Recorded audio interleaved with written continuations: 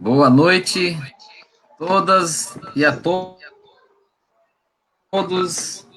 que estão assistindo pela nossa página no Facebook do projeto Cine Sofia, o Ernie. Vamos iniciar agora mais uma live do projeto Cine Sofia, na versão Cine Sofia em Casa.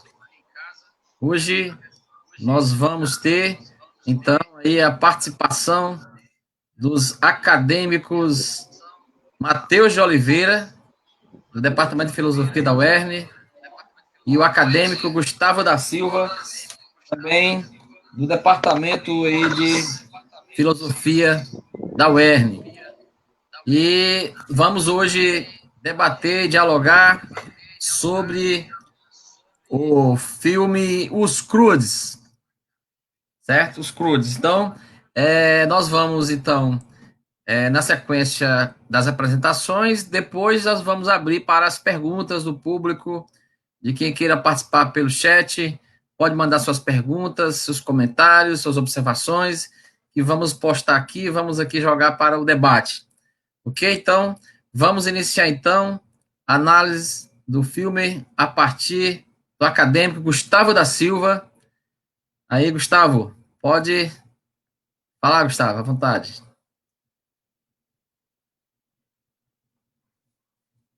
Desliga o microfone, ou liga o microfone. Boa noite, professor. Professor Boa Ramos, noite. boa noite, Matheus. Boa noite a todos que nos acompanham. Bom, o presente filme, a animação Os Croods, né, nos conta uma história de uma distante família. Essa família que vivia na época pré-histórica. Ali mostra um cenário muito interessante, que era a divisão dos continentes. E essa família, ela vivia numa caverna. A caverna era a forma de sobrevivência dessa família. E os humanos que existiam, ou eles morreram, ou por doença, ou alguns animais devoraram. E sua rotina era constante luta por sobrevivência. Todos os dias, essa família saía durante o dia para caçar algo para comer. E durante a noite eles se escondiam na caverna, porque ali era o lugar de proteção, era o seu aconchego, era o lar deles. E o paizão, o Grude, né, cria regras para manter sua família em segurança. E a mais importante delas é que todos devem temer o que está ao lado de fora. Ou seja, tudo que era novo para aquela família era algo perigoso, era algo desconhecido, era algo que emitia medo. E a noite era uma das consequências, que eles tinham muito medo da escuridão. Quando escurecia, eles fechavam a caverna e se refugiava dentro daquela caverna.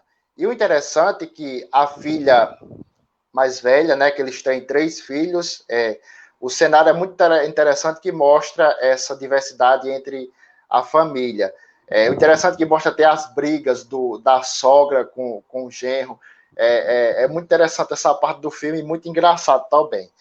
Aí o pai cria essas regras de segurança para a família, mas a filha mais velha, a Epi, é uma adolescente de espírito rebelde e libertino. Fica constante e revoltada devido à falta de liberdade que lhe impede de explorar o mundo onde vive. Mas ela cria essa expectativa, esse desejo, essa rebeldia de sair para explorar o mundo lá fora. Mas ela é submetida pelo pai, onde tem que encarar e obedecer às regras que o pai impõe na família. Mas uma noite ela consegue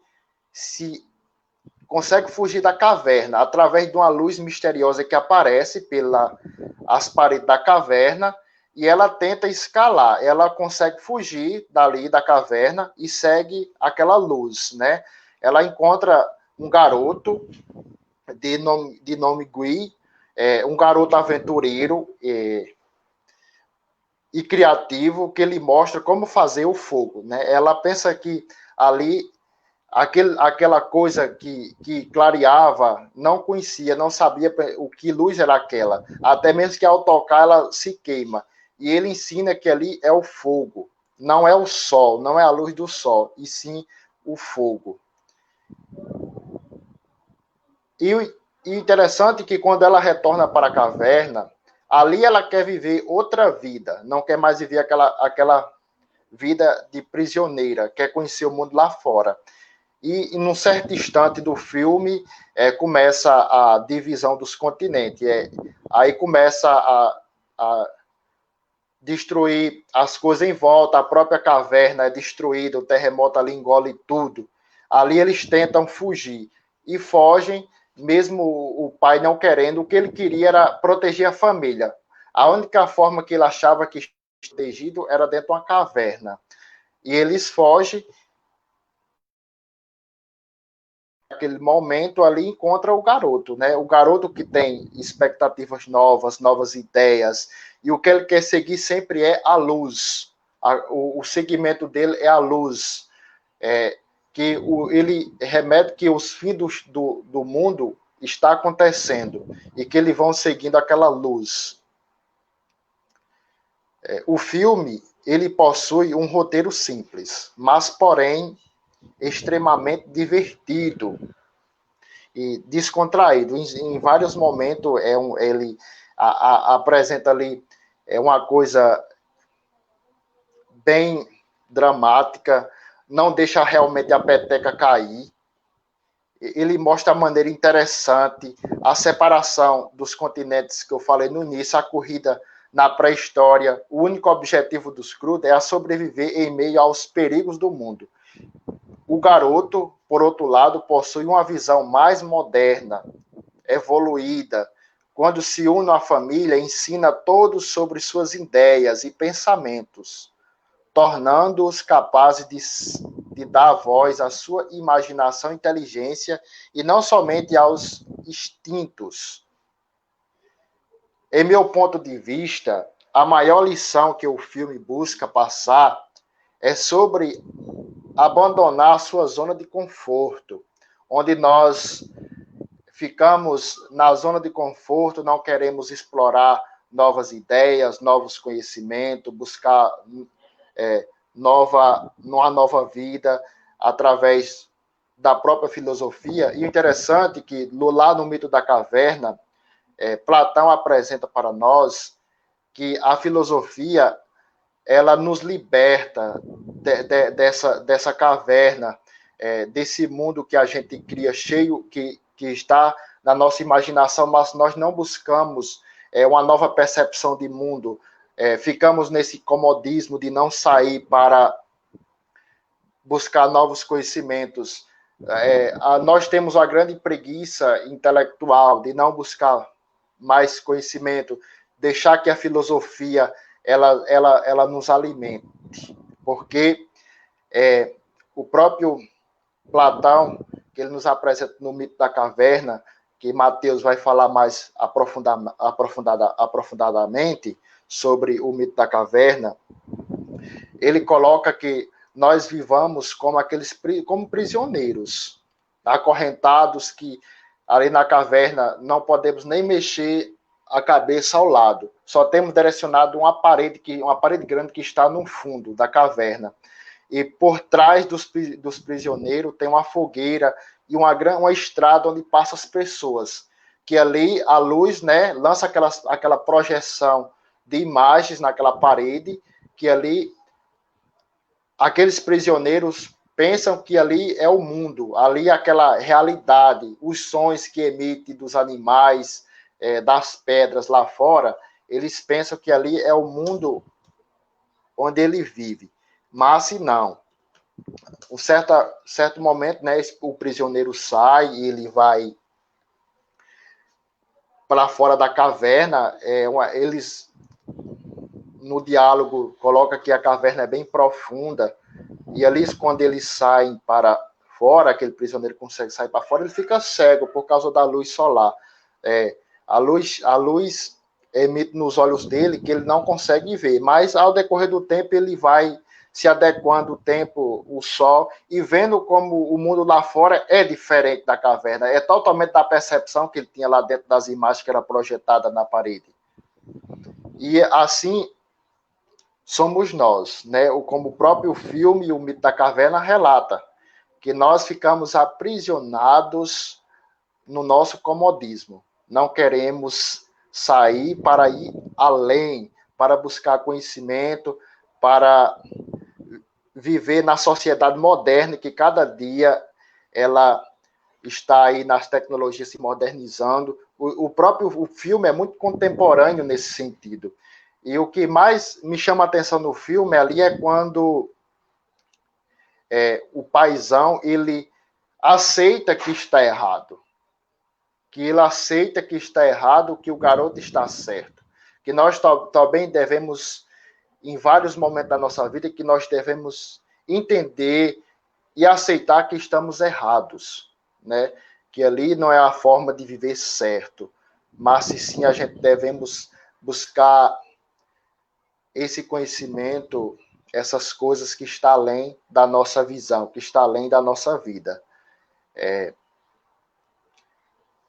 Que muitas das vezes agimos como paizão, né? Ali queremos se proteger, queremos proteger alguém que amamos, proteger a família daquela forma, mas ali não é a forma exata de proteger, porque ali nós estamos impondo medo do mundo lá fora, estamos impondo medo nas coisas novas, que tudo que era novo metia medo, mas se não, o medo faz parte, pode ser, em algum momento, algo bom, mas, no instante, algo ruim, que nos impede de buscar esses novos conhecimentos.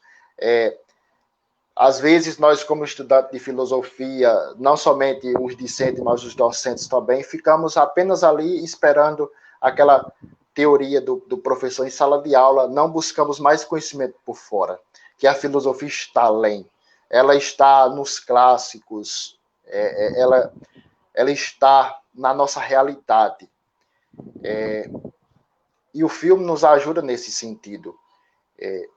É um filme bem interessante, cheio de comédia, engraçado, como eu citei no início, que mostra essa convivência familiar, o sogro querendo matar, o genro querendo matar a nora, por isso, por aquilo. É bem interessante essas partes. E o que eu mais entendi nesse filme, que deixa de lição para nós, como alunos de filosofia, é que nós não ficamos no comodismo, só esperando pelo que o professor nos apresenta em sala de aula, mas se sim buscar mais da filosofia, que a filosofia tem muito para nos mostrar. A gente pode ler um clássico, por exemplo, ler o Mito da Caverna de Platão 100 vezes, mas na 101 vez que você lê, pode perceber que tem algo novo para nos mostrar, algo novo de diferente que nos mostra, que nos dá conhecimento. Pronto, da minha parte, é isso.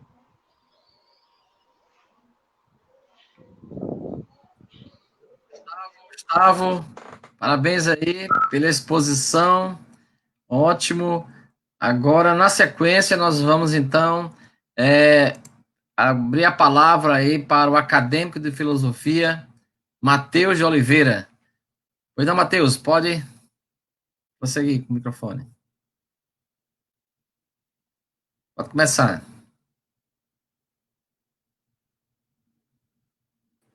Abra o microfone aí que tá. Pronto, Ótimo. deu certo.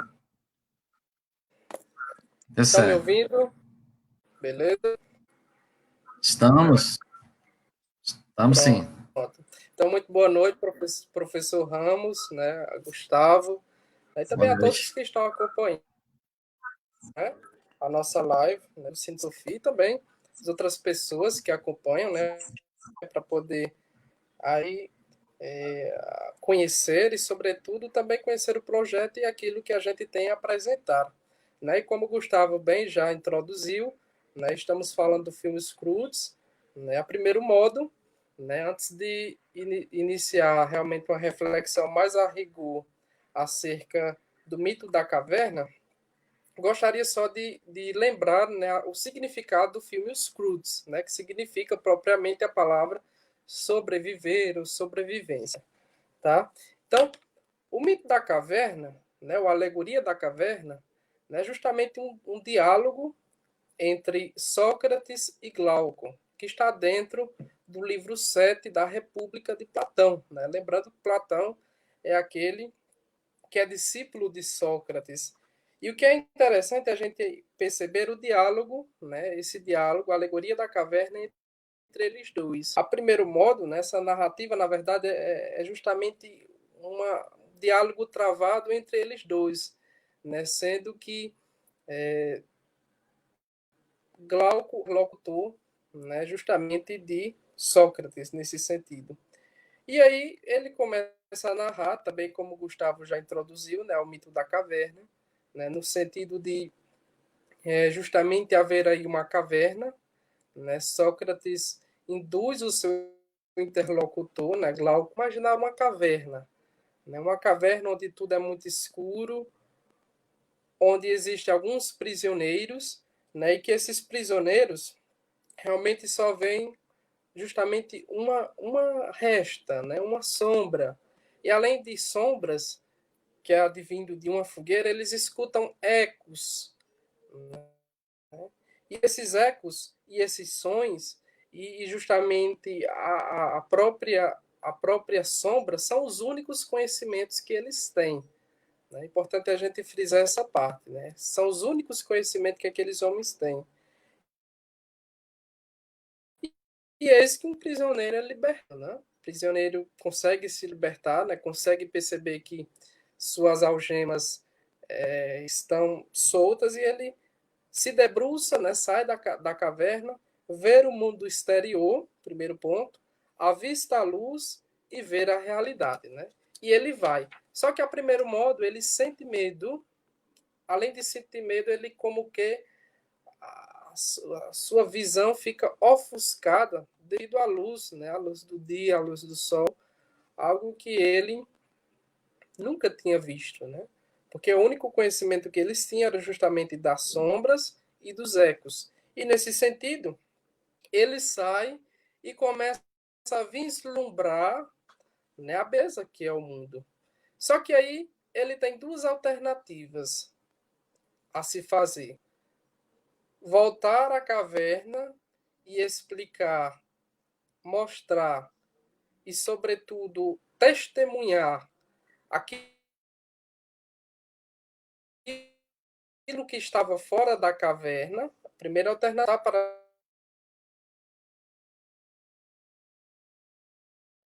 dentro da caverna e contar para os amigos, e a outra verdade.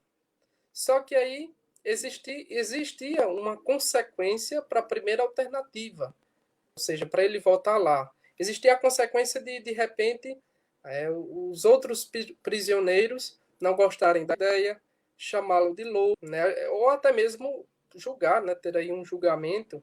Então a gente observa esse diálogo entre Sócrates e Glauco, que tem justamente uma única razão, né? De mostrar a verdade, de debater-se o que é a verdade. E nesse sentido, para cada elemento, né, dessa alegoria, né, tem-se um sentido. Por exemplo, os prisioneiros.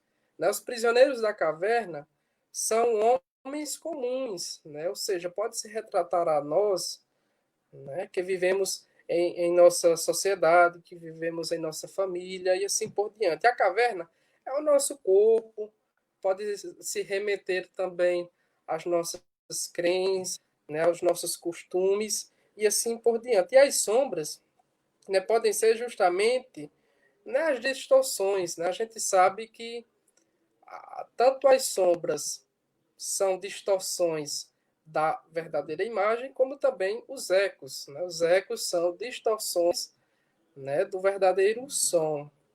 E nesse sentido, todos esses elementos simbolizam justamente as opiniões, né, as fake news que existem tanto, né, trazendo para a nossa atualidade, né, e assim por diante. A saída da caverna, né, dentro do mito, né, justamente significa, né, e traz realmente a significância de ser aquele que busca, né, o sentido para a sua vida. E, sobretudo, um sentido verdadeiro, né, assim como faz, né, o filósofo que procura, né, que realmente não limita-se, mas vai além, né, à procura da verdade, e assim por diante. E a luz é justamente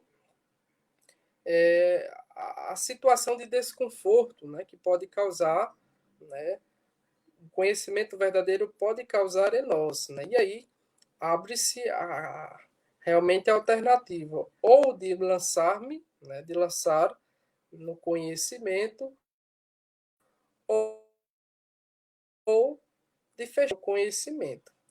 Então, nesse sentido, poderia se perguntar, e o que é que tem a ver, né, tudo isso com o filme Os Croods? Né? Veja, existe a figura do personagem, né, o pai pré-histórico, porque o filme de fato retrata, né, a família pré-histórica.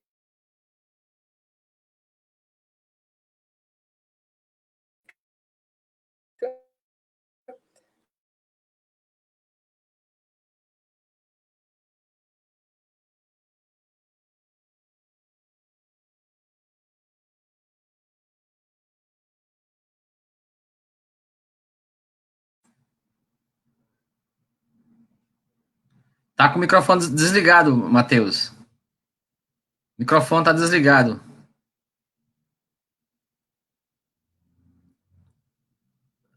Matheus, tá desligado o microfone. Probleminha de conexão aí do Matheus, mas ele retoma já a sua fala.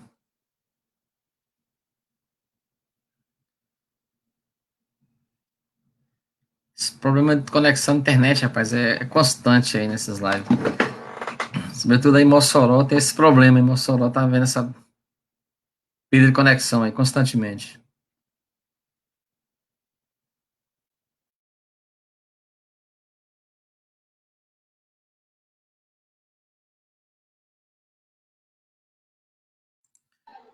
Matheus, pode Matheus, seu retomar. microfone está desligado. O microfone tá desligado, Matheus.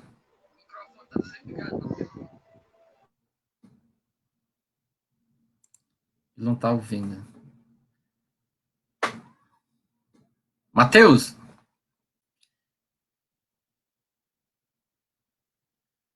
deixa eu ver se ele tá.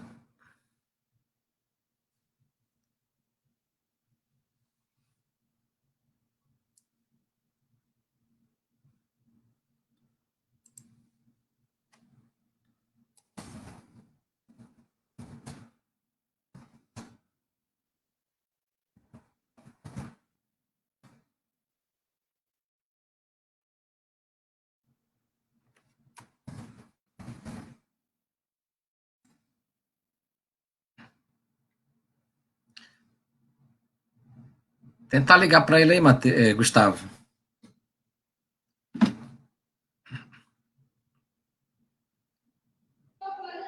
Vou tentar aqui, professor.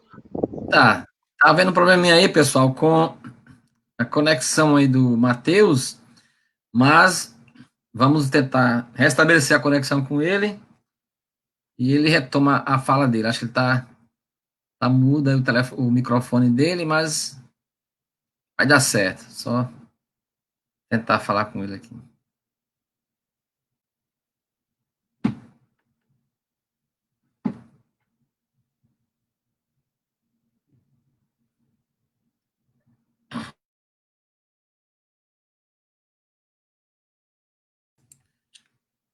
Estamos dialogando sobre o filme Os Croods. E na sequência já ouvimos aqui, né, a fala do Gustavo da Silva. Agora já estamos aí com a fala do Matheus Oliveira. Com a Pronto, perda de professor, conexão aí. consegui. Ele já está, né? Falou com ele? Já consegui entrar em contato. Ele vai ver isso aí, Ótimo, tá vendo, viu? ótimo, ótimo. Então, pronto. Então, vamos aguardar só mais uns segundinhos aí para ele retomar a fala dele. Pronto, vai dar certo agora. Pronto, Matheus. Pode retomar, Matheus.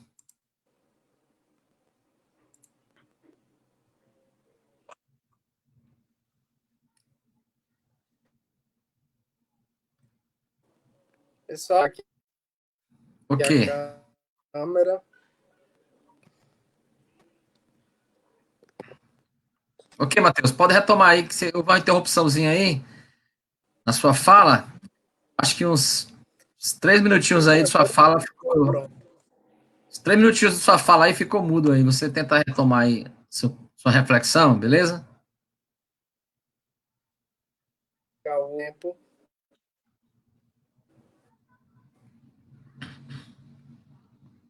Pronto. Vou retomá-la. Bem, eu dizia que os filmes Croods, né, justamente essa lembrança, né? Desde a primeira vez que eu assisti o filme, né, me veio logo a lembrança, né, do mito da caverna, né, essa alegoria, né, que faz lembrar, né, que faz realmente refletir de que nós precisamos cada vez mais, né, buscar a verdade, né, como filósofos, como pessoas que estamos, né, dentro de uma sociedade, né, dentro de uma cada vez mais ir, né, e avançar. Né? Tanto o filme Scrooge, fazendo relação com o mito da caverna, nos traz essa reflexão de tomar atitude, né, e de fato, né, ir além. E justamente levar a boa nova, né, no sentido de levar a verdade, levar aquilo que nós aprendemos, né, mas não, né, um aprendizado raso, né, mas baseado de fato, né, na verdade, e tirar as conclusões, né, não coisas da nossa cabeça a partir daquilo que aprendemos, aquilo que pesquisamos e assim por diante. E nesse sentido, né, justamente observamos que a saída de Greg, né, que é o pai, a saída de sua família, a saída desse homem, né, do mito da caverna, desse prisioneiro, traz para nós, né, uma mensagem justamente né, de saída, né, de conquistar e de fato de estar aí nessa luz. E nesse sentido, diante das coisas que a gente vive, né, somos chamados, claro, né, pela filosofia, né, como o próprio Platão descreve, né, esse mito, justamente para nos levar ao conhecimento, né, porque de fato foi justamente o objetivo, né, dele ter escrito essa narrativa, né, de mostrar a verdade, né, e nesse sentido essa narrativa tentou apresentar ao leitor, né, a teoria platônica sobre justamente o conhecimento da verdade, portanto, a necessidade que o governante tenha, né, acesso ao conhecimento. Né? Essa foi uma das reais razões para a produção, né, dessa narrativa. E justamente, né, levar-nos também ao conhecimento, né, estarmos realmente, né, a serviço, né, do conhecimento, da filosofia. Então, professor.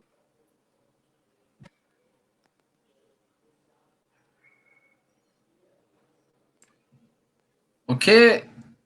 Concluiu, Matheus? Bem, ok. Ótimo, então. Concluí, acho que podemos dar sequência. Então, certo, ótimo. Então, concluída a fala do Matheus, vou fazer aqui uns breves comentários também. Depois a gente abre aqui para um diálogo, né? Assim, quem estiver nos assistindo aí nas redes sociais pode mandar suas questões, suas perguntas, suas contribuições, e vamos colocar aqui para o diálogo, né? Então, assim, é muito interessante as observações dos dois colegas, tanto o Gustavo quanto o Matheus, trouxeram elementos para elucidar uma análise, a interpretação do filme Scrooge, que a princípio, assim, né, parece, para um olhar distraído, um filme de animação qualquer, um filme infantil, né? de aventura, tá? Mas ele traz muitas lições importantes para a reflexão, para o pensamento crítico filosófico. Então, essa é a finalidade do projeto Cine Sofia, é a gente poder refletir, trazer temáticas filosóficas para o debate contemporâneo e colocar os estudantes para suscitarem, né, para suscitarem realmente o pensamento crítico, a leitura, né, reflexiva acerca da produção cinematográfica, do cinema, e ao mesmo tempo também para poder refletir sobre os clássicos da filosofia. Então, nós vimos aí que os Croods nos traz diversos elementos assim, interessantes para uma boa reflexão, e isso pode ser trabalhado em sala de aula, né? Isso pode ser trabalhado em atividades de docência, em dinâmicas, pode ser trabalhado, inclusive, em dinâmicas empresariais também, né? Você tem várias lições no filme que nos mostra a importância do trabalho em equipe, né? A importância do trabalho intelectual. Muitas vezes é importante a gente deixar bem claro que nós precisamos estar abertos para outras ideias, né, outras opiniões, e que as lideranças precisam, muitas vezes, abrir mão dos seus conceitos, abrir mão do seu poder de autoridade, né, de centralidade nas decisões, para poder ouvir opiniões e sugestões de outras pessoas que possam parecer estranhas, né, ao corpo ali orgânico da empresa, como foi o caso de Gui, né? Ele chega e traz outras ideias inovadoras, e o líder ali da família dos Cruz reluta, né? O Grug, ele reluta em aceitar as ideias, né? Ele até chega a estranhar, afastar, a hostilizar mesmo, né? O Gui que traz ideias novas, diferenciadas para o grupo, que no final nós vimos que ele somou muito forças e levou a família a sair daquela situação de isolamento, de ausência do conhecimento, de iminência, né, assim, a morte, né, a família estava aí prestes a realmente a ser vítima, né, a ser vítima de uma catástrofe ecossistêmica, que dá-se a entender que ali a Terra estava passando por um processo de deriva, né, dos continentes, processo de deriva dos continentes, que esse processo os continentes começam a se afastar, e isso provoca realmente tremores, movimentações das terras, traz cataclismas, traz terremotos, enfim.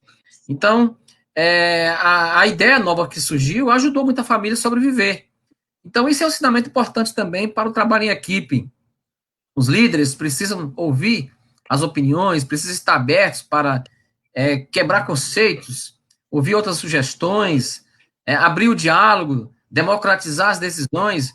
Então, assim, o filme Scrooge é muito importante para muitas lições que podemos tirar, né, no cotidiano, no dia a dia, na nossa própria existência familiar, social, acadêmica, mas, sobretudo, filosófica, né? Sobretudo filosófica. E aí a gente traz essas reflexões no campo da filosofia, que também é muito importante para o nosso debate, já que é um projeto que surge aqui da filosofia, mas também envolve estudantes de outros cursos, de outras áreas. Então, não fica no âmbito da filosofia. É um debate filosófico, sociológico, um debate existencial, um debate sobre o conhecimento, sobre educação, sobre gestão, que pode ser abordado em diversas áreas do saber acadêmico, tá? E, assim, essa a finalidade, né, do projeto Cine Sofia. Trabalhar conhecimentos, conteúdos filosóficos, conteúdos acadêmicos, de uma forma lúdica, trazendo, então, aí o entretenimento, a arte cinematográfica, é o que ela nos permite, e, ao mesmo tempo, também suscitando esse olhar crítico reflexivo ao cinema, né? A literatura, a gente poder ter um olhar também que possa filtrar um pouco mais, então, aí, o que está sendo produzido, né? Pela indústria cinematográfica. Então, tem muitas coisas boas e tem muitas coisas ruins também, realmente, que não dá para a gente também tá vendo, pegando tudo, né? Tem que filtrar. Mas o Scrooge é um filme muito interessante. Ele foi produzido no ano 2012, mas foi lançado em 2013. No Brasil, ele teve a data de lançamento dia 21 de março de 2013. A direção conta com dois grandes importantes, né, aí, cineastas, Chris Sanders, Kirk Demick, são dois grandes cineastas, e teve um grande sucesso de bilheteria, né, assim, houve um investimento aí de cerca de 100 milhões de dólares, e ele arrecadou mais de 587 milhões de dólares, então foi bem sucedida aí, né, a produção, dentre uma das 10, né, grandes produções do cinema em animação, um filme de animação, muito interessante, e já tornou-se, né, inclusive tem alguns seriados, né, curtos, sobre os Croods, e também um projeto do segundo filme. Um projeto do segundo filme vem sendo adiado constantemente. Né? Estava previsto esse filme de 2013, estava previsto para 2016 lançar a continuação, né? Os Croods voltar aí a temática dos Croods, trazer agora a nova época, a nova realidade, depois daquela mudança que eles sofreram, com o cataclisma, né? Com as derivas continentais, e aí esse filme não foi ainda lançado. 2016 foi adiado para 2018, depois novamente mudou-se o diretor e não deu certo, depois prometeu-se aí, agora está prometido para 2020, dezembro de 2020 agora, desse ano, o lançamento do segundo filme dos Croods. Então, talvez agora saia de fato, né? Talvez agora saia, tem tudo para dar certo. Mas provavelmente ele só poderá chegar aí nos cinemas, pelo menos no Brasil, em janeiro de 2021. Então, estamos na expectativa aí dessa nova produção cinematográfica, com a nova direção, novo roteiro, na mesma linha temática. Então, vai ser muito interessante, estamos na expectativa de ver, porque se o primeiro nos trouxe aí muitos ensinamentos importantes, esperamos que o segundo também nos traga muitas reflexões importantes também, né, nessa pegada que o primeiro traz para a gente. Mas como o Gustavo e Matheus bem colocaram, nós temos aí um conjunto de elementos que podem ser trazidos para a reflexão. Por exemplo, o pai centralizador, né? O pai ali, o Grug, né? Que é o pai da família dos Croods, como bem disse o Matheus, sobreviver, né? Groods, quanto sobreviver, eles estão sobrevivendo realmente. Isso significa que eles não vivem inteiramente a sua liberdade, eles sobrevivem às hostilidades externas, eles praticamente sobrevivem em uma caverna, não podem ter essa liberdade plena de viverem liberdade. Isso é inerente à sociedade primitiva, né? E, de fato, eles sobrevivem nessa situação precária, escondidos, e o pai estabelece, então, o poder de autoridade, né? O poder de autoridade, que é a base do direito, que é o direito tradicional, o direito paterno, né, de se impor, de determinar as regras. Então, a filha sempre querendo, né, sempre querendo quebrar as regras do pai, desobedecendo, querendo ir além, mas tendo que submeter à autoridade do pai, né? E o pai estabelece praticamente um discurso que transforma-se numa narrativa repetitiva e constante de poder de controle sobre a família a partir da imposição do medo. Ele trabalha muito com a ideia do medo para poder garantir um controle da família. E, ao mesmo tempo, ele colocava por detrás da ideia do medo o conceito de segurança. Para ele, segurança se associava ao medo. Quanto mais medo a família pudesse ter, mais segura ela estaria e mais o poder dele estaria, então, ali sendo garantido, né? Sendo garantido, tá? Ele diz claramente, tem uma frase dele assim que expressa isso bem claramente, quando ele diz: o novo é sempre ruim, nunca perca o medo. Quer dizer, então, para manter-se a tradição, para manter-se a autoridade paterna, do despotes, né, do grego despotes, a ideia do pai na etimologia tem a ver com despotes, a ideia da despótica, né, de autoridade que se impõe, que hoje se traduz em razão do Estado. O Estado hoje, então, suplanta o poder familiar e assume, então, esse poder de controle, né, de determinação acerca das regras que regulam a sociedade. O Estado, então incorpora esse poder da família, esse poder do pai, que originalmente, no sentido primitivo do termo, antes de adentrarmos na sociedade civil regulada por leis, antes de entrarmos na sociedade regida por um ordenamento jurídico, né? Agora, com a sociedade civil organizada, com o Estado, a sociedade política, que é o Estado, a partir, então, dessa regulamentação das leis, o Estado assume esse poder de controle. E quando o Estado é autoritário, quando o Estado é despótico, quando ele, então, abole todos os institutos democráticos, ele, então, impõe um medo também. Da mesma forma, impõe o medo como forma de regular, de controlar as pessoas. Isso nós estamos vendo aí em muitos estados na atualidade.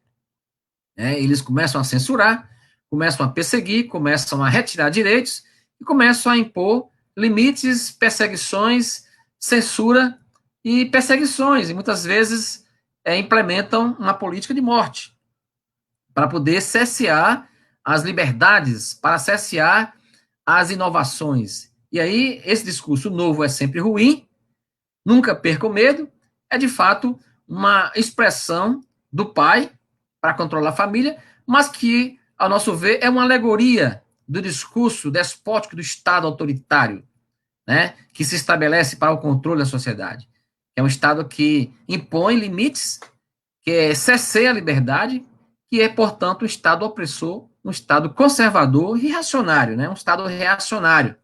Na ciência política, a gente chama de reacionário todo aquele poder que controla, que evita as inovações, que cesseia a liberdade, que controla, que impõe uma tradição. Então, essa ideia é bem clara ali, como quando está aí no presente do discurso do pai, né, sobre o controle adiante ali da situação que ele tem, que ele exerce, de poder sobre a família. Então, o medo, então, passa a ser um elemento fundante do controle que ele estabelece sobre a família, e o abrigo, a caverna, era a fuga. A fuga que eles sempre tinham para se protegerem do medo, do desconhecido. Se é verdade que nós entendemos muito bem que o medo só existe diante do desconhecido, mas quando o medo é implementado como discurso opressor, ele também passa a ser bem conhecido, né? As práticas de certos estados autoritários passam a ser uma prática bastante conhecida e clara. Então, o medo deixa de ser, nesse regime do Estado, uma razão do Estado opressor, como a necropolítica, como a Tilly Bembe muito bem fala, o Estado, quando dita a norma de quem pode viver e quem deve morrer, ele estabelece claramente limites territoriais, coloniais, e aí as pessoas passam a obedecer por temer, temer a opressão desse Estado, que se enraiza, nas instituições em geral. Bom, mas aí o medo deixa de ser o medo do desconhecido para ser o medo do conhecido, do propagado, do divulgado, do disseminado enquanto discurso de terror. Então isso é importante se observar também como um elemento de reflexão, trazida aí a partir da leitura do filme Os Croods, Os Croods. Bom, então essa história é muito interessante, ela é muito rica, é muito enigmática, Nós temos toda uma relação familiar, como o Gustavo colocou aí, a relação ali que se tem, o Grug lá com a sua sogra, enfim, o Guy, que chega ali pretendendo namorar a filha dele, tá tendo controle social, aquela censura, enfim, que se estabelece também, mas, de fato, toda uma discussão acerca das relações sociais de poder, que se estabelece controle pelo direito paterno, que é um direito que regulamenta historicamente todas as sociedades, o direito paterno se impõe a toda a sociedade. Ali nós vemos realmente uma situação interessante que o pai ali exerce o poder sobre a família. Mas é bem interessante observar o seguinte: Friedrich Engels, quando escreve a origem da família, da propriedade privada e do Estado, ele faz um estudo interessante, Friedrich Engels, que é o companheiro de Karl Marx, na construção da teoria revolucionária, comunista. Ele, ao escrever essa obra de antropologia, uma obra muito rica, muito interessante, acerca do estudo da evolução das espécies humanas, na história, ele coloca ali que nós tivemos 3 grandes estágios, que vem desde a selvageria, a barbárie, depois a civilização. O Engels, pegando aí algumas análises que ele faz de alguns estudos antropológicos, ele nos evidencia que na história original, o direito que era predominante era o direito materno. É interessante observar isso. Ali é uma época pré-histórica, nos grudes, mas o que Engels nos coloca, de acordo com estudos antropológicos que ele faz, tá?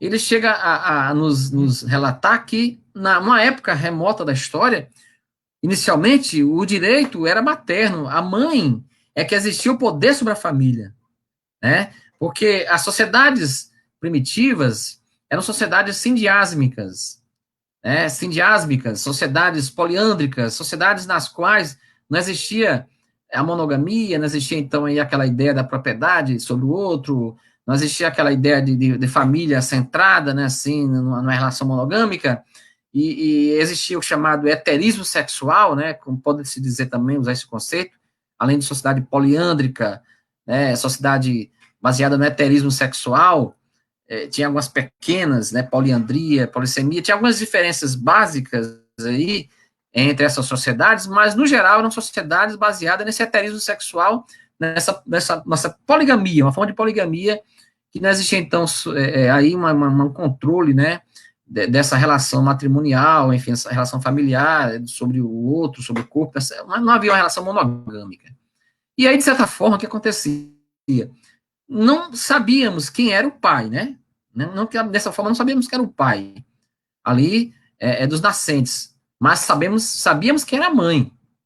E aí, por isso que a mãe exercia esse grande poder, né, sobre o clã. Porque todos ali reconheciam ela como sendo aquela autoridade mãe que tinha realmente essa identificação com a sua prole. E o pai era mais aquela pessoa que vivia para ali procriação e às vezes segurança, proteção, alimento, enfim. Mas a mãe tinha esse poder. E Engels nos relata que não sabemos muito bem quando foi que na história modificou de uma sociedade matriarcal para uma sociedade patriarcal, né, que se estabeleceu, que se impôs até os nossos dias, presente. Uma sociedade falocêntrica, né, baseada no poder paterno, né, que muitas vezes aí secundariza e exclui a mulher das decisões, né, dos direitos, enfim. Mas no filme nos traz uma ideia de uma sociedade ainda já patriarcal, né, patriarcal. Só para pontuar aí um elemento antropológico aí que nos traz uma reflexão que deriva do filme, né? Agora, uma coisa importante que os nossos colegas trouxeram, tanto o Gustavo como o Matheus, é a relação do filme com o mito da caverna de Platão. Com certeza, isso aí realmente uma passagem muito interessante, muito rica, né, para a gente analisar. Platão foi discípulo de Sócrates, né, Platão foi discípulo de Sócrates. Platão, ele nasce em 428 a 427, é uma controvérsia, qual foi realmente o ano, 428 ou 427, antes de até 348 ou 347 antes de Cristo. Ok? Então, basicamente 80 anos, né, que ele vive aí, realmente, para a época era algo difícil de acontecer, absorver tanto tempo assim. Aconteceu porque Platão realmente era da família abastada, né, uma família de posses, né, de propriedades, enfim, que foi indicado pela família para estudar retórica com um grande mestre que foi Sócrates. Sócrates viveu 470 a 399, Platão passou 10 anos praticamente aprendendo com Sócrates, muitas coisas, e podemos dizer que só conhecemos Sócrates a partir de Platão. Platão fala em seus diálogos praticamente usando Sócrates. Acreditamos até que se não fosse Platão, e Xenofonte também, e tem alguns resgates que faz aí dos textos, do ensinamento de Sócrates, além daquele texto cômico de Aristófanes, né, que coloca Sócrates como aquele personagem, né, meio distante das coisas, as nuvens, que é um texto de Aristófanes, mas basicamente Xenofonte e Platão, mais Platão, né, que resgata os ensinamentos de Sócrates. Podemos dizer que o que Platão prega é praticamente aquilo que Sócrates defendia e pregava, e Platão quem divulgou, porque bem sabemos para os estudiosos da filosofia, da história da filosofia, os interessados, que Sócrates nada deixou de escrito.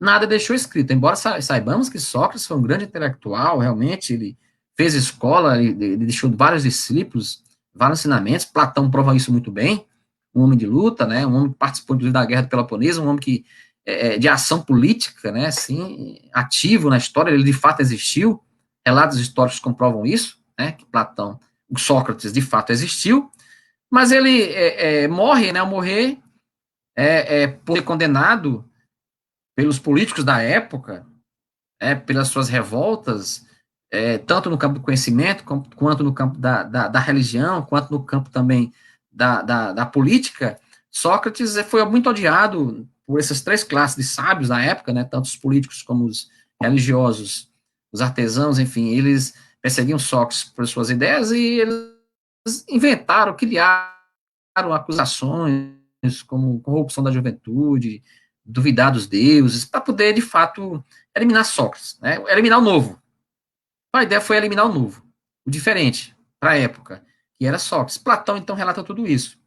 Um dos ensinamentos importantes que Platão nos deixa, Platão tem praticamente aí, existem 9 tetralogias, né, chamadas 9 tetralogias, basicamente 36 diálogos, nem todos são atribuídos a Platão. Veja bem que vocês que dizem dos 36 diálogos, apenas 26 hoje podemos dizer que são propriamente de Platão, tá? E nesses diálogos, praticamente quase todos eles, Sócrates é aquela figura principal, o protagonista principal dos diálogos, né? Temos muitos diálogos importantes. E a República, que traz no seu livro 7, o mito da caverna, é um dos diálogos muito importantes de Platão, ricos, que tem Sócrates também como esse personagem principal, além de muitos outros diálogos, que não vai aqui ao caso agora trabalhar esses diálogos, citá-los, mas o livro 7 da República é que trata do mito da caverna, que nossos colegas ilustraram muito bem aí, que dá para se fazer uma analogia com o filme Os Croods, né? Então é muito importante evidenciar isso. O Platão, ele no mito da caverna, nossos colegas já colocaram aí, tem um pouco analogia ali com a família dos Croods, né?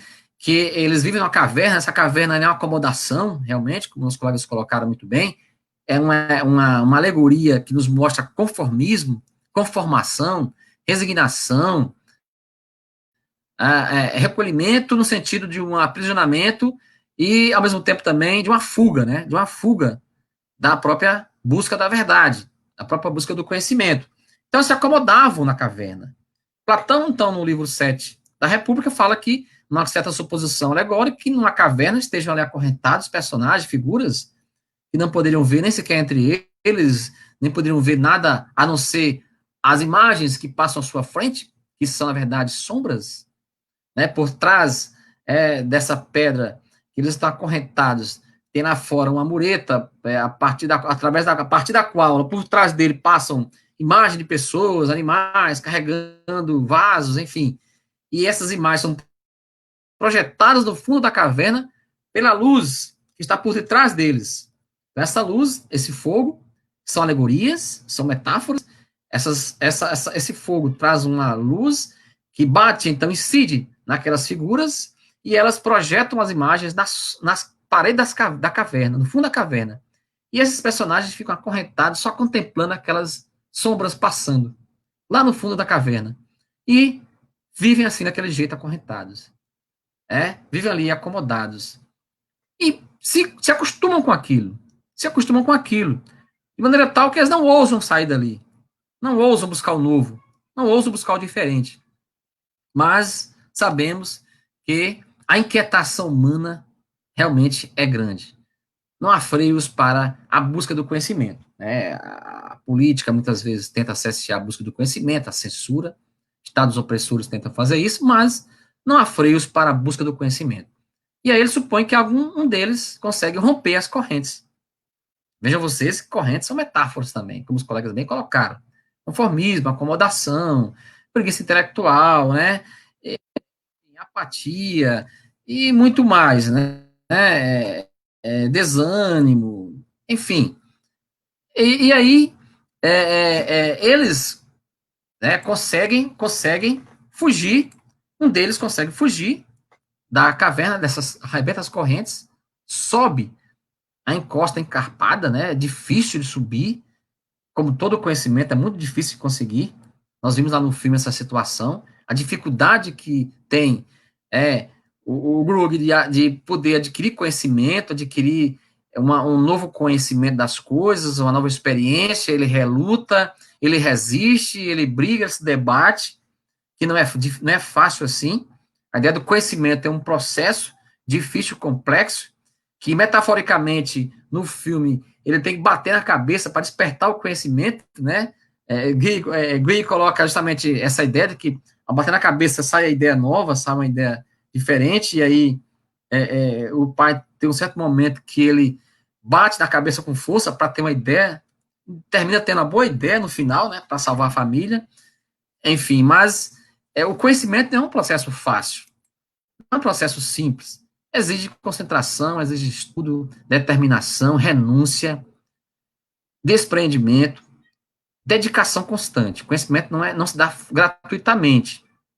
Embora Platão defenda a tese de que as ideias são inatas, nós já nascemos com ideias preconcebidas, com verdades inatas, mas é preciso a sabedoria, é preciso a contemplação, a meditação, para poder termos acesso a esse conhecimento das ideias essenciais, porque elas não estão presentes no nosso cotidiano. Nós estamos numa caverna, nas sombras. E aí são metáforas que Platão nos coloca que nos mostra que o mundo, no mundo dualismo, né, dois mundos, o mundo suprassensível, o mundo das ideias, das formas perfeitas, do conhecimento eterno, imutável, né, e o mundo sensível, o mundo das sombras, o mundo da caverna, o mundo da ignorância, né, o mundo do senso comum. E as pessoas vivem presas a esse mundo do senso comum, da acomodação, o mundo realmente dos fenômenos, né, das aparências. As pessoas se contentam com meras informações propagadas, divulgadas como fake news, por exemplo, não vão atrás das fontes verdadeiras, não vão atrás de buscar um conhecimento profundo, acreditam em tudo aquilo que escuta, que ouve, e assim vai se levando pela superficialidade das coisas. Então esse é o mundo das sombras, das aparências, o mundo da caverna. Tá? Então, para Platão, é esses dois mundos. Mas nós temos em nós mesmos a verdade, o conhecimento, só que ele nos escapa, nós perdemos. Né? Aí é outra discussão acerca da validade, então, dessa afirmação, é o que Nietzsche vai contestar mais na frente, mas não vai ao caso agora discutir a crítica de Nietzsche a essa teoria das ideias inatas, a essa teoria, né, do conhecimento, da episteme socrática, né, que se impõe a doxa, a opinião, mas é uma outra discussão, mas porém o que Platão nos coloca é que esse mundo é dual, o mundo das ideias, o mundo da sombra, o mundo da sombra, o mundo da caverna, ok? E o conhecimento, ele está em nós, ele não está distante de nós mesmos, por isso lá, na entrada do templo de Apolo em Delfos, tem lá a frase, no frontispício lá, escrita, conheça-te a ti mesmo. Então essa ideia do conheça-te a ti mesmo, significa que a busca do conhecimento está em si mesmo. Buscando o conhecimento em si, você poderá, então, conhecer o universo, conhecer até mesmo Deus. A partir de si mesmo, você poderá conhecer um pouco o universal e conhecer a divindade. Né? Então, nós podemos ter essa relação de conhecimento nós mesmos, a partir daí conhecemos o universal. E esse conhecimento de si é o conhecimento das causas primeiras, é o conhecimento das fontes, é o conhecimento dos princípios, dos axiomas, né?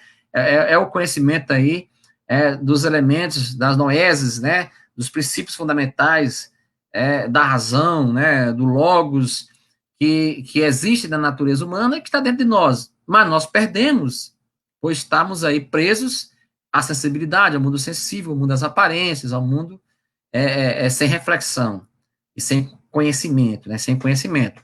Bom, mas aí o que Platão nos traz, que o filme também reflete um pouco sobre isso, é que nós temos realmente aí uma dualidade não só apenas política, mas também gnoseológica, né, dentro do conhecimento, porque o mito da caverna de Platão nos traz dois ensinamentos, um político e um gnoseológico. O gnoseológico diz respeito à teoria do conhecimento. O político, ele diz, se um daqueles sujeitos conseguem arrebentar as correntes, Ele vai sair, mas veja só vocês o que Platão nos ensina. Ele sai, ele chega até o conhecimento, ele vai lá fora e olha, de fato, a natureza, a beleza, as cores, a profundidade, a luz, o sol, o conhecimento, a sabedoria, as formas perfeitas, a profundidade, a textura das coisas, e diz, realmente, aquilo na caverna não é verdade. Aquilo na caverna são aparências. Eu estava enganado. O que ele faz? Ele não vai usufruir isso sozinho. Ele volta para a caverna. Ele vai lá libertar os colegas acorrentados. Mas olha só vocês a dificuldade da ação política. Quando ele chega na caverna para libertar os acorrentados, ele sofre resistência. Os colegas dele acham que ele enlouqueceu. Porque ele, tendo acesso ao conhecimento verdadeiro, essencial, as formas perfeitas, lá de fora, né, da luz, ele não mais vê ou não mais tem como verdadeiro as sombras da caverna. E os colegas dele têm como referência de valor, de sabedoria, aqueles que melhor conseguem compreender e ver as sombras da caverna. E ele não vê mais, porque não interessa mais a ele, e sobretudo também porque há aí um problema de adaptação, né, da retina ao ambiente escuro da caverna. Quando você está na luz, quando você entra no ambiente escuro, você tem muita dificuldade para poder tatear no escuro, do que alguém que já está no escuro, ali vendo as coisas, né, já no escuro se acomodou, a retina se adapta ao escuro e consegue ver algumas silhuetas, mas quem chega do claro não vê isso. Mas também é uma metáfora para ensinar. Quem adquire o conhecimento essencial, verdadeiro, a sabedoria, o que é conhecimento sensível, conhecimento senso comum, conhecimento dogmático, não interessa mais, não tem mais valor. Mas aí, os colegas da caverna estão acostumados com as sombras e acreditam que ele está louco, né, que ele perdeu a razão. E Platão até diz, se eles pudessem arrebentar as correntes, matariam esse colega, achando que eles estariam tentando enganá-los, né, já que ele enlouqueceu, queria enlouquecê-los também. Qual é a missão difícil da política, né? De libertar as pessoas escravizadas pela ignorância, né, pela opressão, pela miséria social. É muito difícil. As pessoas hoje, na política, se acomodam bastante e aceitam qualquer discurso, compra de votos, palavrinhas, promessas, e um discurso que possa revolucionar, realmente para as pessoas é difícil atingir a mente e o coração dessas pessoas, é muito difícil, porque essa é a ação árdua da política, né? Libertar exige realmente muito esforço, não é algo simples e fácil e rápido. A alienação é muito mais forte. Para quebrar a alienação é um processo muito longo, né, muito amplo, como essa rede hoje aí de mentiras, né, de alienação muito forte pela mídia, indústria cultural, muito difícil quebrar isso. Bom, e aí, a outra lição é a lição gnoseológica. Nós temos aí uma realidade dual. Vejam só vocês, alguns interpretam esse dualismo dizendo que a caverna, as sombras são ilusões. Beleza, são ilusões. Alguns interpretam dizendo que lá fora existe a realidade. Mas, no meu entender, na minha leitura, a caverna, além de ser a ilusão, além de ser sombras imperfeitas, cópias imperfeitas, a caverna também é a realidade. A realidade é aquilo que se vê. O real é aquilo que se vê.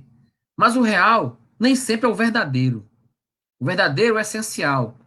E o essencial é invisível aos olhos. Saint-Exupéry, né, o Pequeno Príncipe. O essencial é invisível aos olhos. Então, o essencial é o verdadeiro. O real é o que está se visto, está ali presente. Até porque colocamos, inclusive, isso em relação ao conceito de socialismo, né, na teoria sociológica que se faz acerca dos estados socialistas no mundo, chega a denominar aqueles países que se diziam socialistas, que ali existia um socialismo real. Isto é, um socialismo que foi colocado na prática, mas ele não é o socialismo essencial, o socialismo verdadeiro, que não foi colocado e implementado no mundo ainda. Tá? Então, assim, nós temos essa dualidade. Então, realmente, na caverna temos uma realidade, mas uma realidade forjada, né, imitativa, limitada, mas a essência, a verdade, é mais difícil de se acessar. E está lá fora, está na luz, está no conhecimento, está na sabedoria. Tá? Então, é interessante você observar essa relação entre realidade e verdade. Muito importante também fazer essa discussão aí do mito da caverna. E lá nos Croods nós vamos ver justamente esse conflito muito forte ali existente, tá? Ele tenta relutar. Veja que na hora que surge o perigo, ele diz, vamos para a caverna. E aí eles já foram convencidos de buscar a verdade, né? A família inteira se une a Gui, né? Que chegou lá para levar eles ao conhecimento, para levá-los à luz. E diz, não, nós não vamos para a caverna. Nós vamos buscar, sim, a verdade. Vamos atrás, vamos conhecer o mundo. Vamos sair das cavernas. Chega de caverna. A família se rebela, quer dizer, a família se conscientizou, né? Se rebelou contra o poder do Estado, né? O poder do pai. E isso foi interessante. Porque depois o pai termina cedendo. Reluta, mas depois cede pela pressão da maioria conscientizada. E no final ele se une, né? Ele consegue também contribuir com esse processo de emancipação. No final, depois de tantos esforços, ele consegue sair dessa caverna também, buscar o conhecimento e ir além, né? E dar sua contribuição, tentando cada vez mais pensar um pouco mais, sair um pouco da acomodação, para poder pensar mais. E ele, ao pensar mais, ele consegue ter ideias novas. E aí, com isso, ela aprende que o conhecimento é um processo que exige reflexão e pensamento. Então, isso foi muito importante também aí no filme Os Croods, tá? E aí, pessoal, nós temos aqui, isso é só uma interpretação. Agora, nós temos aqui, para a gente dar continuidade aqui às nossas reflexões, nós temos aqui já algumas pessoas participando aqui, né, no Facebook. A Gilda Ashley, sempre participando aí conosco, né, estudante de História da UERN. O Harrison Hesten, também participante aqui do nosso projeto também, todos os dois, e também o Harrison é estudante de Pedagogia, está presente também aí, e outros colegas mais. E tenho aqui uma pergunta, que vai ser dirigida para os dois colegas, para Gustavo e para Matheus. A pergunta de Gilda, né? Vou colocar aqui na tela para vocês. Gilda pergunta, né? Teve alguma passagem do filme que vocês tiraram como lição para as praticar na vida de vocês? Então, essa é uma pergunta muito interessante, porque, veja bem vocês, isso é uma pergunta que nos chamamos de competência. Competência. Porque você tem conhecimento, você adquire conceitos, tá? Mas competência é a capacidade que você tem do que você aprendeu, do que você conheceu, trabalhar isso, usar isso a proveito próprio, né? Ou pelo menos para tirar lições de vida. Então, daquilo que você conhece, você não tira nenhuma lição de vida, você não tem competência. Então, a pergunta que nos remonta aí a um dos pilares da educação, a competência. Então, é a pergunta de Gilda, tá? Então, já anotaram aí, né? E aí, depois eu teria outra pergunta para vocês também, viu? Primeiro, Gustavo, responder, depois, Matheus. Sim, Matheus. Quem vai primeiro? Gustavo, Pode Matheus? responder, professor? Pode. Eu vou primeiro. É. Sim. Ótima pergunta, Gilda. Várias passagens temos como lição para a minha vida, e eu aqui destaco, aqui chamou mais atenção, que foi a parte ali que o paizão aceita que está errado, né? Ele ali começa a entender que está errado e vai dar atenção ao que o garoto está colocando como o novo mundo, como devemos seguir esse novo mundo. E olha que muitas das vezes a gente é duro a gente entender que está errado, né? É como eu tive de lição para mim mesmo, que muitas das vezes eu ajo como um paizão lá, não quero como entender que eu estou errado, não quero aceitar que eu estou errado. Isso tira de uma grande lição para nós, né? Que entender que a gente, em alguns momentos, devemos aceitar que nós estamos errados. Muito bem. Terminou, Gustavo? Deus pode seguir aí. Ok, Pronto. Gustavo. Valeu, Gustavo. Agora, Matheus. Agradeço, viu, Gilda, pela pergunta. Muito bem. Como o professor diz, seria até como que não sei, uma usurpação se diante de dois ensinamentos tão grandes entre o filme e a associação com o mito da Caverna de Platão, a gente não tirar um aprendizado para consigo mesmo, né? E uma das partes que mais me chamou a atenção foi aquela, né, quem ainda não assistiu o filme, corra para assistir, porque de fato é um filme muito bom. A parte que me chamou mais a atenção foi a última, porque, veja, o mundo está se deteriorando, né? Então, como que é um grande abismo, né? Isso é no final do filme. Um grande abismo se abre, né, ali entre uma terra e entre outra, né? Criando assim dois abismos. E precisa-se que a família pule para o outro lado, né? Porque o lado onde eles estavam estava de fato se deteriorando. E aí o Grant começa a lançar, né? Lança um, lança outro, até que fica ele. E aí tem um momento que, quando todo mundo pensa que ele, né, está realmente vai se acabar juntamente com o restante do universo, é aí que ele pega carona, né, e pula, né, para o outro lado. Então essa foi a cena que mais me chamou a atenção, no sentido de conforme a minha vivência, né, conforme o meu estudo, conforme, né, a minha crença, né, conforme as minhas atitudes, eu devo cada vez mais ir além, né, pular, dar esses saltos, né, para justamente alcançar, né, o conhecimento, né, e uma vivência realmente autêntica. Ok, muito bem, meninos. Agora, uma outra questão que eu gostaria de já jogar para vocês, depois eu faria um comentário sobre o que vocês estão colocando aí. Teria essa outra questão aqui para vocês, uma reflexão muito interessante também sobre a atualidade aí do filme. E do mito da caverna, né? O que seria a caverna hoje? Ainda vivemos na caverna? O que vocês acham? Então, o que Gustavo? seria... Muito bem. Matheus, pode começar, Matheus. Pronto. Pode começar, Então, o que Matheus. Você já seria... começou a falar. Então, o que poderia ser essa caverna hoje? A caverna hoje poderia ser, de fato, né, o mundo que nós criamos, né, que a gente se acomoda nele mesmo. Aí vem a preguiça. A caverna seria esse mastro de fake news que aparece, que muitas vezes muita gente se conforma com essas fake news. Caverna seria os nossos preconceitos, né? Caverna seria o nosso superego, né? E assim por diante, né?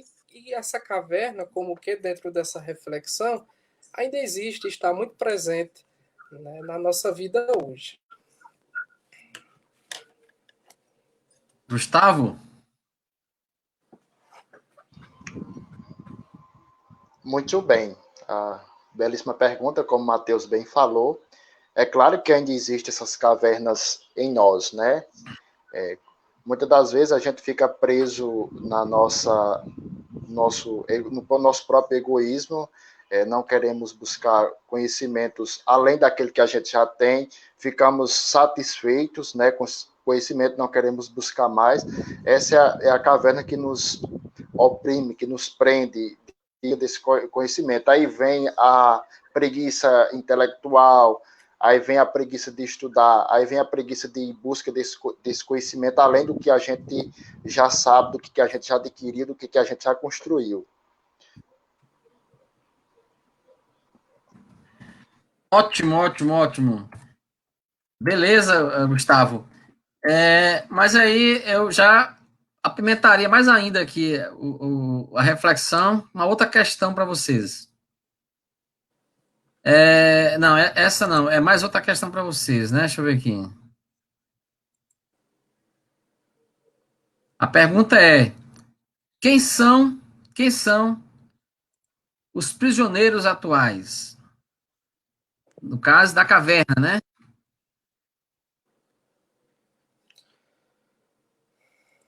Muito bem. Os prisioneiros hoje, né, seriam justamente uma sociedade, né, que justamente se curva de repente a um governo autoritarista, né? Quem são os prisioneiros hoje, né? Seriam justamente, né, as pessoas que não têm vez e nem voz, né, dentro de uma política, né, os prisioneiros seriam justamente, né, os prisioneiros atuais seriam justamente aqueles que só aceitam, né, o que vem do alto e não têm a coragem, de fato, de lutar, de gritar e de justamente buscar, né, razões e, sobretudo, procurar meios, né, realmente corrigir, se assim for, e, enfim, se lançar, né? Gustavo? Pois bem, como o Matheus já falou claramente, belíssima pergunta, né? Quem são os prisioneiros atuais? Esses prisioneiros são a própria sociedade que é causada pelos próprios governantes, né? Como o Matheus bem falou, que oprime uma sociedade, oprime uma classe de estudantes, que o conhecimento no ensino médio das escolas públicas é ilimitado, a gente fica preso naquela mesma coisa, né? Todos os anos é uma coisa só. Aí nunca inova o ensino é uma coisa só para todos. Quem passou pelo o ensino médio, o ensino fundamental, sempre é uma coisa só. Fica ali oprimindo o conhecimento é limitado. Esses são os prisioneiros atuais que os governantes lá de cima, que estão aí, e principalmente o atual governo, que está provocando ainda mais essa prisão, nos colocando de fato nas cavernas. Ótimo, ótimo, muito bem. Excelentes respostas, né? Sim, com certeza. Essa questão que a Gilda Ashley coloca para a gente, né? Os ensinamentos, eles se unificam, né? Com as outras perguntas. De fato, vocês responderam muito bem. Muitos ensinamentos, como eu falei aqui, né? Inicialmente, nós podemos tirar, do filme. Falei aqui sobre a questão dos ensinamentos na área de gestão, na gestão administrativa, na gestão pública, a ideia das lideranças repensarem o seu poder centralizador, as lideranças tentarem cada vez mais abrirem diálogos para participação, né, para poder garantirem formas diversas de participação democrática da sociedade nas decisões, tanto na gestão empresarial, no setor privado, como também, sobretudo, na gestão pública. É muito importante, cada vez mais, os governantes criem fóruns, né, de participação democrática e ampla e efetiva, né, os conselhos populares, né, aquelas comissões necessárias para que as pessoas possam participar cada vez mais. A gestão participativa foi uma iniciativa muito importante aí que surgiu desde Porto Alegre, nos governos do PT, que isso é história, isso é teoria, virou realmente, assim, orientação aí para a academia, para os grandes estudos acerca das políticas de participação social e democrática, né? A gestão participativa dos governos lá do Rio Grande do Sul, de Porto Alegre, da gestão do PT em Minas Gerais, em Fortaleza e outros mais, é um exemplo de gestão participativa. Isso é importante dar resultados, porque quanto mais as pessoas participam da gestão, mais democrático fica o Estado, inclusive melhores políticas públicas poderemos ter. E nós vimos lá, e que muitas pessoas podem ter muitas contribuições a dar, outros olhares podem ser dados aí em relação às políticas dos governantes. Muitas vezes eles estão numa linha cega, fechada, limitada, de acordo com seus conceitos ossificados, né, de gestão, enquanto que você, dando espaço para outras ideias, você poderá pegar novas perspectivas e melhorar, oxigenar a gestão, melhorar a qualidade da gestão pública, trazer avanços significativos para a sociedade, atender às demandas sociais, olhar de outro ângulo. Então, com certeza, o filme nos traz esse ensinamento também para a gestão, para a administração, para as lideranças, né? Quando a família ali, o Glug, né? O chefe da família, ele abre, começa a ouvir, mesmo sob pressão, mesmo resistindo, mas quando ele abre para outros conhecimentos, tiveram avanços significativos, eles cresceram, eles evoluíram. É muito importante isso, não podemos fechar para o outro, nós temos que abrir cada vez mais para as diferenças. Isso também é outro grande ensinamento importante para as relações sociais, as relações humanas, as relações culturais, as relações étnicas, as relações do direito internacional. Nós temos que nos abrir para o estrangeiro, para os diferentes, para a alteridade. Nós temos cada vez mais que aceitar os diferentes, aceitar as culturas diferentes, aceitar as formas diferenciadas de sexualidade. Nós temos que aceitar as formas diferenciadas de religião, de crenças, de costumes, de valores.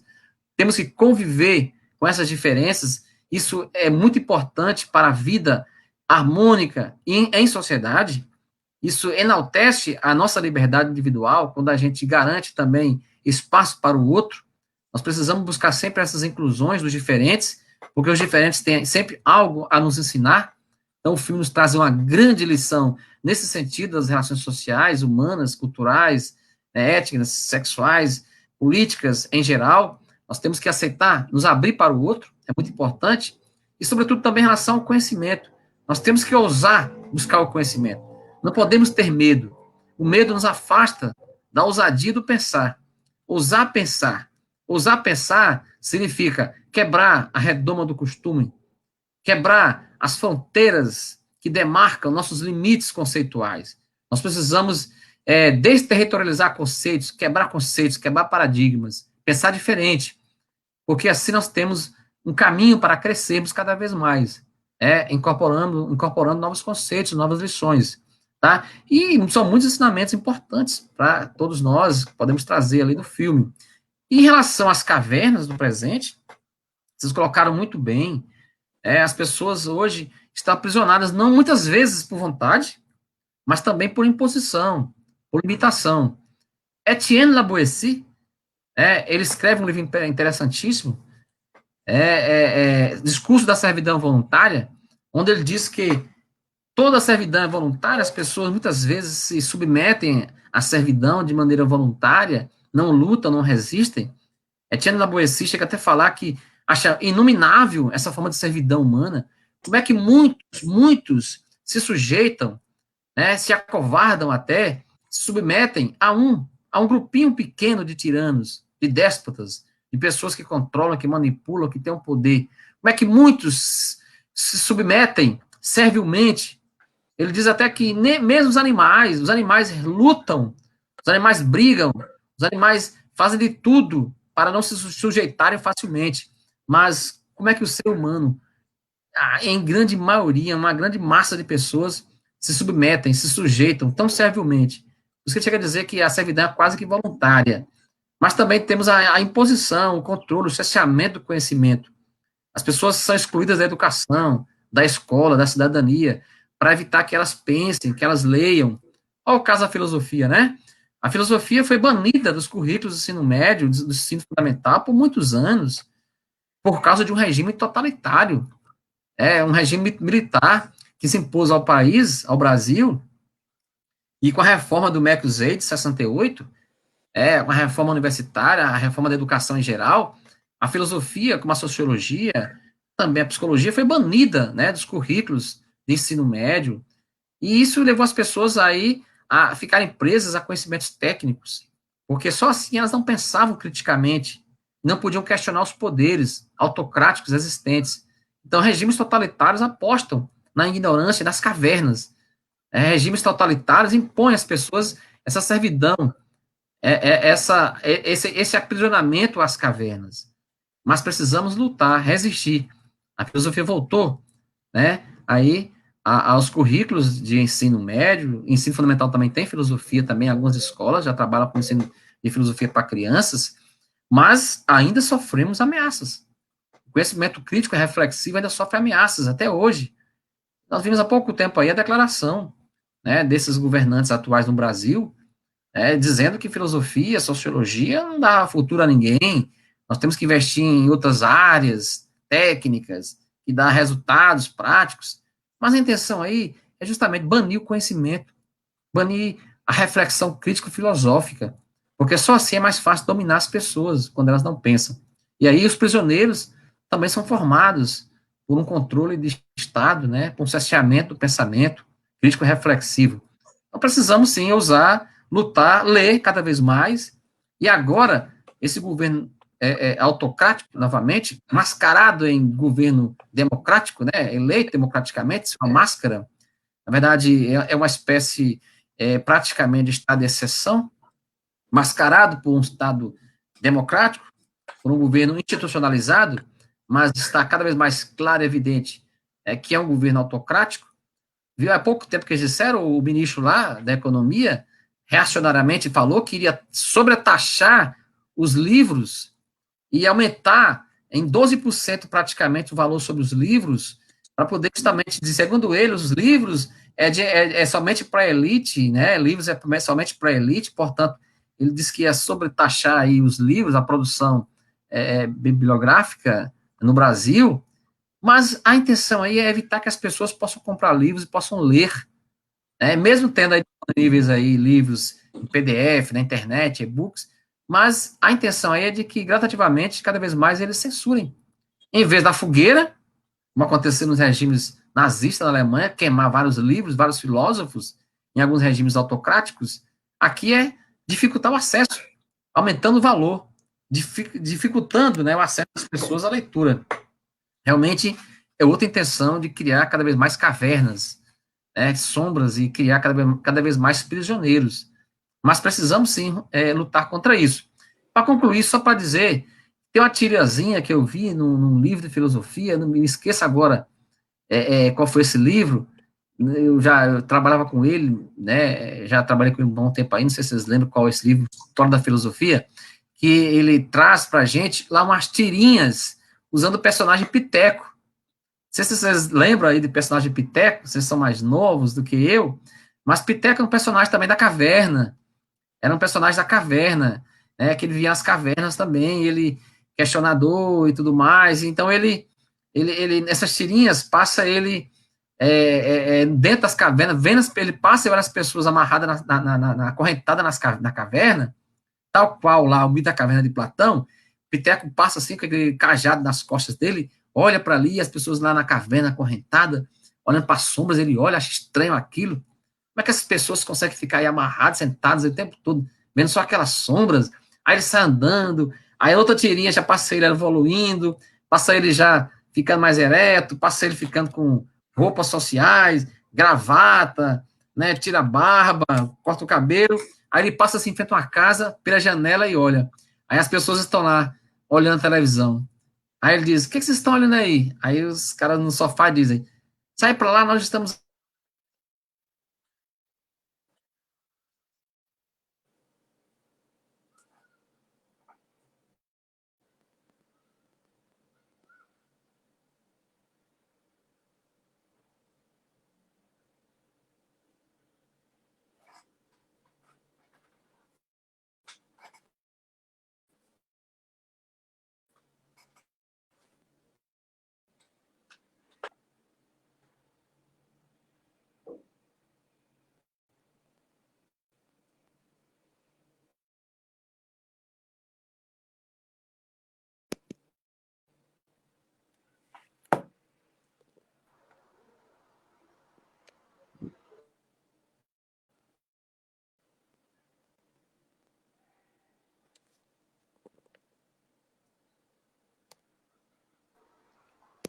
Professor, seu microfone está desligado.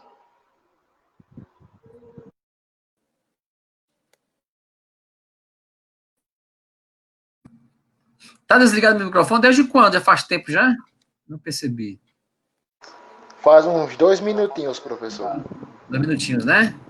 Beleza. É. Mas vocês ouviram o relato sobre Piteco, né? Fantástico Mundo da Vida? Viram, né? Sim, sim. Certo.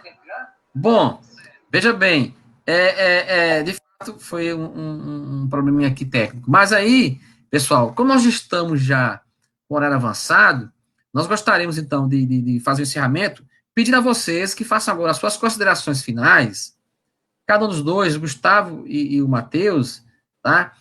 E ao mesmo tempo que vocês vão fazer agora as suas considerações finais, vocês vão nos responder o seguinte, né? Como contribuir para retirar essas pessoas prisioneiras das cavernas? Tá? Então, aí vocês respondem essa questão e já fazem seus agradecimentos, suas considerações finais. Pois não, pode começar. Gustavo?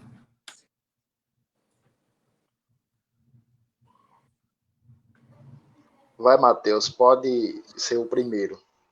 Matheus? Eu acho que travou, viu, professor? Travou aí? Muito bem, então... Sim, pode ser, Matheus. Não, agora melhorou. Muito bem, então, só gostaria de realmente lembrar a vocês, né, todos nós, né, que estamos realmente, né, que participamos, né, né, de que o filme, eu comecei dizendo na minha fala, né, que o filme, o Scrooge, significava sobrevivência, né, e relacionar, portanto, com o mito da caverna, né, com aqueles prisioneiros que, de fato, estavam aprisionados e que, portanto, só tinha os ecos e as sombras que era vinda de uma fogueira. Fazer relação com esse filme, né, que nos trouxe realmente tantas mensagens, né? Então, partindo da figura principal daquele filme, né, que é realmente o Gronk, que vai realmente, apesar do medo, apesar da ideia, apesar do medo do novo, ele escuta, dado o momento do filme, e vai além. Então, a partir daí eu gostaria de tirar a nossa mensagem final, né, da minha parte, de que nós precisamos cada vez mais ir nesse além, né, aprender a escutar e, sobretudo, não só ficar de joelhos escutando, de forma alguma, mas escutar, levantar-se e realmente levar no sentido de ir atrás do conhecimento, ir além daquilo que nos é apresentado, seja da parte de um governo, seja realmente de uma classe, seja de um grupo da sociedade, mas ir além, né? Buscar realmente medidas, buscar realmente avançar, né? Não ficar ali parado. E assim sendo, fazer aquilo, né, que a história, a narrativa do filme traz, né? Realmente ir além, né? Diante de um mundo que está realmente se deteriorando, né? E aqui era a nossa sociedade, né? Os problemas, e assim por diante. Então, ir cada vez mais além. E assim sendo, né, a gente vai estar realmente buscando, né, cada vez mais ir além dessa caverna que é realmente, que pode ser a nossa vida, né, a nossa própria vivência. E o mais, agradecer, né, ao professor, né, realmente pelo convite, né, também agradecer ao nosso grupo de extensão, Cine Sofia, né, que tem esse trabalho tão bonito. E, claro, né, agradecimento também ao meu companheiro, né, de faculdade, né, e também, né, desse projeto. Né? Então, muito obrigado a todos. E obrigado também, só esquecendo, a todos que nos escutaram, que estiveram conosco nesse momento de aprendizado. Ok, Gustavo? Ok, Matheus Oliveira, muito obrigado aí. Agora, Gustavo. Pronto, professor, vamos lá. Nós vivamos na época do predomínio da opinião, né? Rasa, do conhecimento superficial, da informação inútil e da prisão cotidiana. Então, o que nós podemos imaginar e perceber que como podemos colaborar para tirar essas pessoas que vivem na caverna. Primeiro, se eu vivo dentro da minha própria caverna, se eu crio uma própria caverna, eu não posso ajudar outras pessoas a sair dessa caverna. Eu primeiro tenho que sair, ter essa experiência para contribuir para os demais que saiam dessa caverna, né? Não ficar nessa opinião rasa, nesse conhecimento superficial, né? Nessa informação inútil da opressão cotidiana, que arrasta pessoas cada vez mais para a caverna da ignorância, né? Que nós vivemos, né, muitos na ignorância, como a própria metáfora nos apresenta. E quero aqui agradecer de modo especial o professor Ramos, né, pelo convite, um projeto muito bom, muito bem elaborado, que nos traz bastante conhecimento. Agradecer a todos que nos acompanham, agradecer o projeto todo em si, né, a todas as pessoas que contribuem com o projeto, agradecer meu amigo Matheus, né, que estamos juntos nesse projeto. E assim, pessoal, quero agradecer a todos, a palavra é gratidão. Muito obrigado. Valeu, Gustavo. Também, só para encerrar, gostaria primeiramente de agradecer a todos os membros do projeto Cine Sofia, que tem feito aí realmente esse projeto ser um sucesso. Nós temos aí hoje mais de 20 estudantes participando do nosso projeto, estudantes de filosofia, estudantes de história, de pedagogia, estudantes de psicologia, estudantes de outras universidades, inclusive, participando conosco lá na UERN. Então, de fato, essa grande participação dos estudantes que tem garantido o sucesso desse projeto. Lembrando o pessoal aqui que está nos acompanhando, que esses vídeos, né, vão ficar disponíveis no Facebook, no canal do YouTube, né, do Cine Sofia, para todos que não puderam assistir hoje, poder assistir em outro momento. Essa é a finalidade, produzir material didático, material pedagógico, que possa ser trabalhado em sala de aula, para que quem possa depois se interessar em estudar a filosofia, né, os clássicos a partir do cinema, né, e dizer também que esse projeto, ele está agora sendo essa forma remota, porque nós estamos nessa pandemia, né? Nós estamos aí em quarentena, nesse isolamento social. Mas esse projeto tem ido para as escolas, né? Inclusive, o Gustavo e o Matheus apresentaram esse filme numa escola lá em Mossoró. Isso foi muito importante, foi também uma grande experiência envolvendo os estudantes, né? E aí isso teve uma grande repercussão, os estudantes participaram ativamente, como tem sido feito também com outros filmes e outros estudantes. Nós temos uma proposta de trabalharmos com o cinema indo às escolas, né? De fato, um projeto de extensão. Um projeto que sai das fronteiras da UERN e vai para a comunidade, a sociedade em geral, participar, os estudantes de todas as escolas do estado, ou pelo menos em Mossoró, em região mais próxima, discutindo filosofia, levando para eles conhecimento, diálogos, reflexões. Então, tem sido um grande sucesso. Por isso, eu agradeço a participação de todos vocês no projeto, e hoje, em especial, agradeço aí a grande contribuição de Gustavo da Silva, com suas belas intervenções, suas belas reflexões, ajudou muito ao debate. Também ao Matheus Oliveira, todos os dois são estudantes de filosofia, tá? Ambos seminaristas também, pessoas que estão aí se dedicando ao conhecimento, e isso é muito importante, enriquece muito aí, em geral, nossa busca pelo conhecimento, essa grande experiência de vocês aí nesse projeto, nessas discussões, isso aí serve de lição, de exemplo para muitas pessoas que estão aí buscando o conhecimento, tá? Parabenizo vocês pelas intervenções, agradeço também aí aos que participaram conosco aqui hoje do diálogo, né, com suas perguntas, como a Gilda, né, o pessoal que esteve aqui lançando questões, curtindo aqui a nossa página, curtindo aqui a nossa live, agradeço bastante a todos vocês, e dizer que na semana que vem nós vamos ter outra atividade, até quando pudermos, aí, enquanto não voltar às aulas, nós estamos retornando às aulas remotas, vamos ver, mas a proposta é que na semana que vem nós tenhamos a outra live também, dia 27/8, com o filme A Fantástica Fábrica de Chocolates, interessante, com Harrison e René.